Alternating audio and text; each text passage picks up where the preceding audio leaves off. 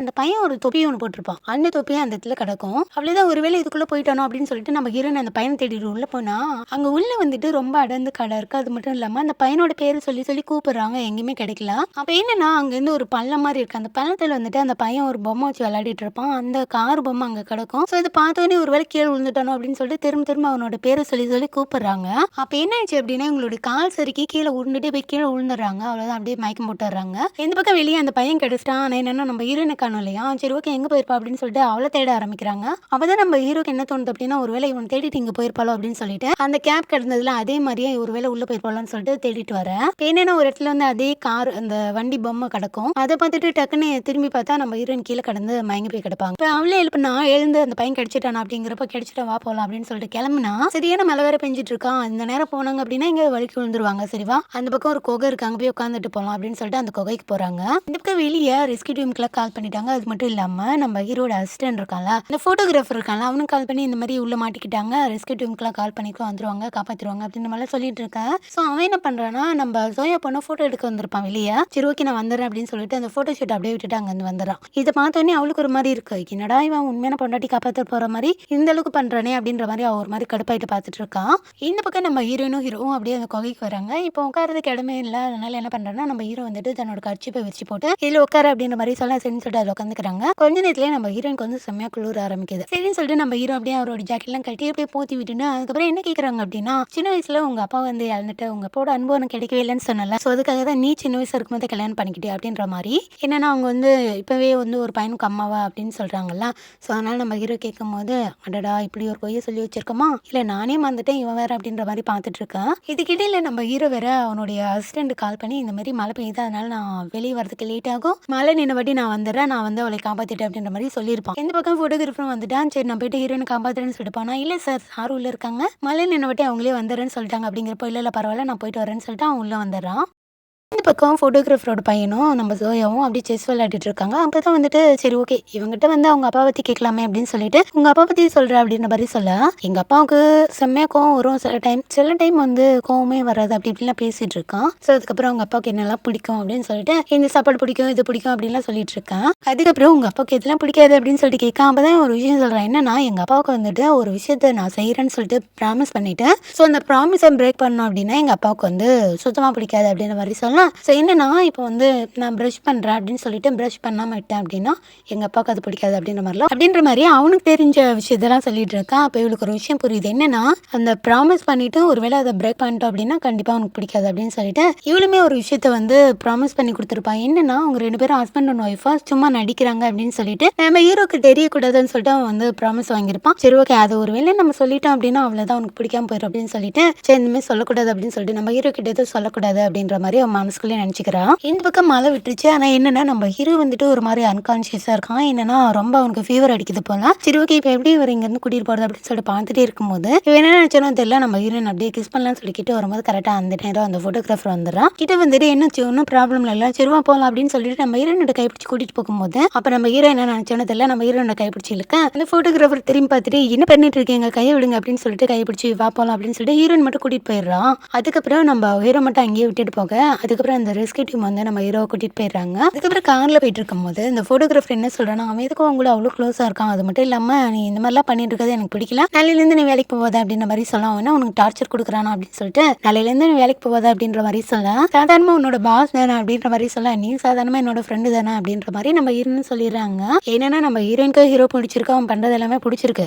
ஆனா என்ன இந்த வேலைக்காக ஒரு சில பொய்யெல்லாம் சொல்லியிருக்காங்க இல்லையா ஸோ அதனால மெயின்டைன் பண்றாங்க. அது மட்டும் இல்லாம என்ன வேலைக்கு போவேன்னு சொல்லிட்டு நீயே சொல்ற அதே மாதிரி அன்னைக்கு உன்னை வேலைக்கு வர வேணான்னு சொல்லி நான் எவ்வளவு சொன்னல நீ ஏன் வந்த அப்படின்னு சொல்லிட்டு இவங்க 2 பேரும் பேசிட்டு அதுக்கப்புறம் எதுவுமே பேசாம அப்படியே வீட்டுக்கு போயிடுறாங்க. இந்த பக்கம் நம்ம ஹீரோமே அப்படியே எதுவுமே பேசாம அந்த காய்ச்சலோட வீட்டுக்கு போயிடுறான். இந்த பக்கம் நம்ம ஹீரோட அம்மா தேடிக்கிட்டு திரும்ப அவங்க அப்பா ஆட்கள் எல்லாம் வந்துட்டாங்க. என்னன்னா அன்னைக்கு மாதிரி இன்னைக்கு இன்டர்வியூ பண்ணுமாமா சரின்னு சொல்லிட்டு அவங்களை கூட்டிட்டு போலான்னு வந்தா அவங்களுக்கு விருப்பமே இல்லை. ஸோ அவங்க கிட்ட இருந்து தப்பிச்சு அங்கேயும் ஓடி போய் ஒரு இடத்துல ஒழிஞ்சுக்கிறாங்க. அதுக்கப்புறம் ஆட்கள் எல்லாம் எல்லா இடத்துலயும் தேடி பார்த்துட்டு அதுக்கப்புறம் ஒரு பாத்ரூம்குள்ள போய் ஓப்பன் பண்ணி பார்த்தான் உள்ள இருக்கிறது நம்ம ஹீரோனோட அம்மா. ஏப்பா அறிவில்ல உள்ள லேடிஸ் இருக்கும்போது கதை திறந்து பாக்குற அப்படின்னு சொல்லிட்டு திட்டேன். சரிம்மா சாரிம்மா அப்படின்னு அப்படின்னு சொல்லிட்டு அவனும் அங்கேருந்து போயிடறான். என்னன்னா அதே பாத்ரூமில் தான். ஸோ நம்ம ஹீரோயினோட அம்மா தான் ஹீரோட அம்மா வந்து ஒழிச்சு வச்சிருக்காங்க. அதுக்கப்புறம் அவனுங்க அங்கேருந்து போன பிறகு சரி வாங்க அப்படின்னு சொல்லிட்டு ஒரு இடத்துல 2 பேரும் உட்காந்து பேசிட்டு இருக்காங்க. இந்த பக்கம் ஆஃபீஸில் நம்ம ஹீரோயினோட டீமுக்கு வந்துட்டு ஒரு விஷயம் என்னன்னா இவங்களுடைய சம்பளம் போட்டாங்க போல இருக்கு. அதை வச்சு என் குழந்தைக்கு அதை வாங்க இது வாங்கன்னு சொல்லிட்டு எல்லாரும் பேசிட்டு இருக்காங்க. பட் நம்ம ஹீரோனுக்கு வந்து குழந்தைலாம் எது இல்லை. அவங்க என்ன யோசிக்கிறாங்க அப்படின்னா நம்ம ஹீரோ வந்துட்டு இவங்களுடைய கடன் எல்லாம் அடிச்சால அதனால வந்துட்டு அவங்களுக்கு ஒரு பங்கு கொடுக்கணும் அப்படின்னு சொல்லிட்டு அதுக்கப்புறம் அவங்க அம்மாவோட மெடிக்கல் செலவு இதெல்லாம் ஒரு 3 பங்கு பிரிச்சு வைக்கிறாங்க. அதுக்கப்புறம் இந்த பணத்தை கொண்டு போய் நம்ம ஹீரோ கிட்ட கொடுக்கலாம்னு சொல்லிட்டு போனா நம்ம ஹீரோக்கு வந்து ஃபீவர் இருக்குல்ல அதனால ஆஃபீஸே வரல போல இருக்கு. அப்போ அவன் அசிஸ்டன்ட் இது மாதிரிலாம் சொல்ல சரி ஓகே அப்படின்னு சொல்லிட்டு நம்ம ஹீரோ பக்கத்துக்காக வீட்டுக்கு கிளம்புறாங்க. இந்த பக்கம் ஹாஸ்பிட்டலில் நம்ம ஹீரோட அம்மா ஹீரோயினோட அம்மா 2 பேரும் உட்காந்து பேசிட்டு இருக்காங்க. அப்போ ஹீரோட அம்மா வந்துட்டு அவங்களோட லைஃப்ல நடந்த எல்லா விஷயத்தையும் சொல்றாங்க. இந்த மாதிரி அவங்களுடைய ஹஸ்பண்ட் வந்துட்டு இவங்க கல்யாணம் பண்ணிட்டு இருக்கும் போதே இன்னொரு பொண்ணு கூட அஃபைர்ல இருந்து அது லவ்னு வேற சொல்லி அந்த 2 பேருக்கும் ஒரு குழந்தை பிறந்து இந்த பெண் குழந்தைய வீட்டுக்கு கூட்டிட்டு வந்திருப்பாங்க. ஸோ இது எல்லாத்தையுமே சொல்லும் போது அப்போ இவங்க என்ன கேட்குறாங்க அப்படின்னா ஏன் இவ்வளோ கொடுமை பண்ணி நீங்க ஏன் வந்து அவரு கூட டைவர்ஸ் பண்ணாம ஏன் இன்னும் இருக்கீங்க அப்படின்னு சொல்லிட்டு கேட்கும்போது அப்போ நம்ம ஹீரோட அம்மா என்ன சொல்றாங்க அப்படின்னா என்ன இருந்தாலும் எனக்கு ஒரு பையன் இருக்கால அவனோட லைஃபையும் நான் பார்க்கணும்ல. ஸோ சிங்கிள் மதரா இருந்தா அவனுக்கு நான் எந்த கஷ்டமும் கொடுக்கக்கூடாது அப்படின்றப்போ சிங்கிள் மதரா இருந்தா எல்லா கஷ்டமும் கொடுக்குறோன்னு சொல்லி அர்த்தம் கிடையாது. நம்மளால எல்லாமே முடியும் அப்படின்னா நம்ம தனியா வந்து நம்மளுடைய லைஃப் நம்ம பார்த்துக்கணும். அது மட்டும் இல்லாம நானுமே ஒரு சிங்கிள் மதர் தான். ஸோ என்னுடைய லைஃப்ல என்னுடைய குழந்தைங்களை நான் தனியாக தான் வளர்த்தேன். அவங்களுக்கு எல்லாத்தையுமே நான் தனியாக தான் இருந்து பார்த்துக்கிட்டேன் அப்படின்ற மாதிரி சொல்லேன். சரின்னு சொல்லிட்டு இவங்களுக்குமே ஒரு மாதிரி ஆகுது. இந்த இடத்துல இவங்க 2 பேரும் இப்படி பேசிக்க என்னோட விஷயத்தெல்லாம் ஷேர் பண்ணிட்டு இருக்கேன். இந்த பக்கம் நம்ம ஹீரோ வந்து பயங்கர ஃபீவர்ல நல்லா படுத்து தூங்கிட்டு இருக்கான். அப்ப என்னன்னா டக்குன்னு எழுந்து போயிட்டு அவங்க அப்பா வெளியே சரக்கு அடிச்சிட்டு இருக்கும் போது எப்பா இந்த மாதிரி அஃபைர்ல இருக்கிறது உங்களுக்கு அவ்வளோ நல்லா இருக்கா அப்படின்ற மாதிரிலாம் கேட்குறான். அப்ப அவங்க அப்பா வந்துட்டு என்னோட சொல்றேன் நான் அஃபைர்ல இருக்கிறது என்னோட விருப்பம் அப்படின்ற மாதிரி சொல்ல இல்லப்பா இன்னொருத்தவங்களுடைய லைஃப்ல நாம உள்ள போயிட்டு அவங்களுடைய லைஃபையும் கெடுத்துக்கிட்டு இப்படிலாம் ஒரு வாழ்க்கை தேவை அப்படின்னு சொல்லிட்டு ஒரு மாதிரி அசிங்கமா பேசேன். ஸோ அவருக்கும் வந்தது கையில குடிச்சிட்டு இருந்தாருல அந்த பாட்டில எடுத்து ஒரே வீச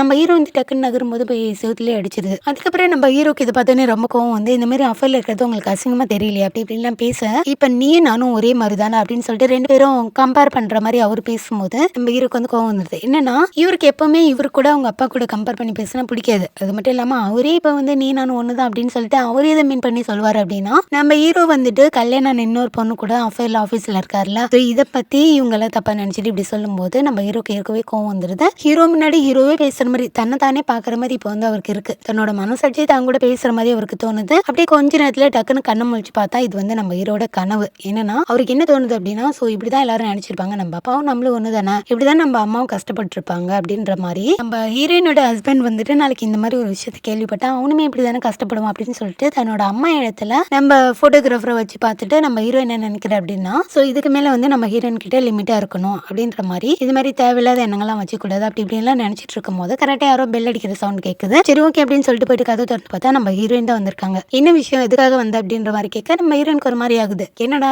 டக்குன்னு எதுக்காக வந்தன்ற மாதிரி கேட்டான் அப்படின்ற மாதிரி. அது மட்டும் இல்லாம இந்த மாதிரி சேலரி கொடுத்துட்டு போகலாம் அப்படின்னு சொல்லிட்டு வந்த அப்படின்ற மாதிரி சொல்ல இதை நீ வேற யாரையும் கொடுத்து விட்டுருக்கலாமே அப்படிங்கிறப்போ இல்ல நான் ஆஃபீஸ் வரும்போது கொடுக்கலாமே அப்படின்ற மாதிரி சொல்ல இதனால என்ன அப்படின்னு சொல்லிட்டு நம்ம ஹீரோயின் கேட்கறாங்க. இங்க பாரு இனிமே தனியெல்லாம் வர வேலை வச்சுக்காத வந்தா ஹஸ்பண்டோட வா அப்படின்ற மாதிரிலாம் சொல்ல ஏன் எதுக்காக இப்படி பேசுறீங்க அப்படின்னு சொல்லிட்டு நம்ம ஹீரோயின் கேட்க ஸோ மற்றவங்க யாராவது பார்த்தாங்க அப்படின்னா தப்பா நினைச்சுப்பாங்க நீ முதல்ல இங்க இருந்து கிளம்பு அப்படின்ற மாதிரி சொல்ல இங்க யார் என்ன நினைச்சா என்ன அப்படிலாம் யாரும் நினைக்க மாட்டாங்க அப்படின்னு சொல்லிட்டு ஹீரோயின் எவ்வளோ கன்வின்ஸ் பண்றாங்க. பட் இருந்தாலும் நம்ம ஹீரோ வந்து முதல்ல இங்க இருந்து கிளம்புன்ற மாதிரி சொல்ல நம்ம ஹீரோயினுமே அதுக்கு மேல அங்க இருக்குல்ல சரி ஓகே அப்படின்னு சொல்லிட்டு அங்க இருந்து கிளம்பிடுறாங்க. இப்போ அடுத்த சீன்ல நம்ம ஹீரோ அவங்க அம்மா 2 பேரும் பேசிட்டு எதை பத்தி பேசிட்டு வராங்க அப்படின்னா இந்த மாதிரி நம்ம ஹீரோட கல்யாணத்தை பத்தி தான் பேசிட்டு வராங்க. அப்ப அவங்க அம்மா என்ன கேக்குறாங்க அப்படின்னா இதுல உனக்கு முழு சம்மதம் தானே எனக்காக நீ எதுவும் முடிவு பண்ணல அப்படின்னு சொல்லிட்டு கேட்க ஏமா இப்படிலாம் கேக்குறீங்க அப்படின்னா இதெல்லாம் எனக்கு முழு சம்மதம் தான் அப்படின்னு சொல்லிட்டு நம்ம ஹீரோ சொல்ல எதை பத்தி பேசிட்டு வராங்க அப்படின்னா நம்ம ஹீரோட கல்யாணத்தை பத்தி தான் பேசிட்டு வராங்க. ஆல்ரெடி வந்துட்டு நம்ம சோயாக்கும் ஹீரோக்கும் கல்யாணம் பண்ணலாம் சொல்லிட்டு இவங்க 2 வீட்லயும் பேசி வச்சிருப்பாங்க இல்லையா. ஸோ அதை பத்தி தான் பேசிட்டு வராங்க.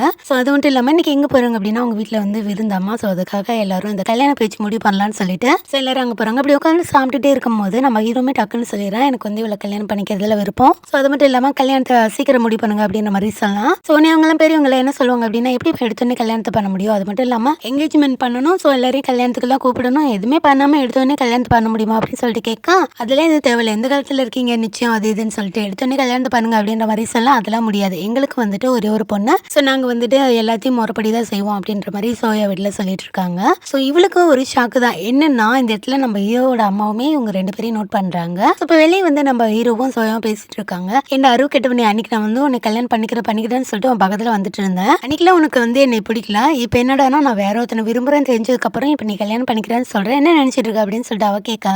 அப்ப நம்ம ஹீரோ சொல்றேன், ஏண்டி உனக்கு தான் அறிவு இருக்கா இல்லையா? ஸோ அது மட்டும் இல்லாம உனக்கு வந்து ஆல்ரெடி தெரியல அவன் வந்து கல்யாணம் ஆனவன் அப்படின்னு சொல்லிட்டு நீ வீட்டுக்கு போயிட்டு எந்த நம்பிக்கையில அவங்க கூட பேசிட்டு இருக்க அப்படின்லாம் கேட்க, அதெல்லாம் எனக்கு தெரியாது, அது வந்து அப்படின்னு சொல்லிட்டு அவங்க 2 பேரும் உண்மையாலுமே ஹஸ்பண்ட் அண்ட் ஒய்ஃப் இல்லைன்னு சொல்லிட்டு சொல்ல வரா. ஆனா அதுக்கப்புறம் நைட்டு அந்த பையன் சொல்லியிருப்பான்ல, இந்த மாதிரி ப்ராமிஸை பிரேக் பண்ணா அப்போ பிடிக்காது அப்படின்னு சொல்லிட்டு. ஸோ அதை அப்படியே நினைச்சு பார்க்கறா. அதுக்கப்புறம் அதை விட்டுறான். அது மட்டும் இல்லாம நம்ம ஹீரோ என்ன சொல்றான் அப்படின்னா, உங்க அப்பனுக்கும் எங்க அப்பனுக்கும் ஃபேமிலியோ உன்னோட விருப்பமோ என்னோட விருப்பமோ முக்கியம் கிடையாது, அவங்க 2 பேருக்கும் பிசினஸ் தான் முக்கியம் அப்படின்ற மாதிரி சொல்ல, வேணா ட்ரை பண்ணி பாருவோம் பேச்சு, உங்க அப்பன் கூட கேட்க மாட்டா அப்படின்னு சொல்லிட்டு நம்ம இருபட்டுக்கு அங்க இருந்து போக இவளுக்கு என்ன பண்ணுதுன்னு தெரியல, அப்படியே பார்த்துட்டே நின்று இருக்கான்.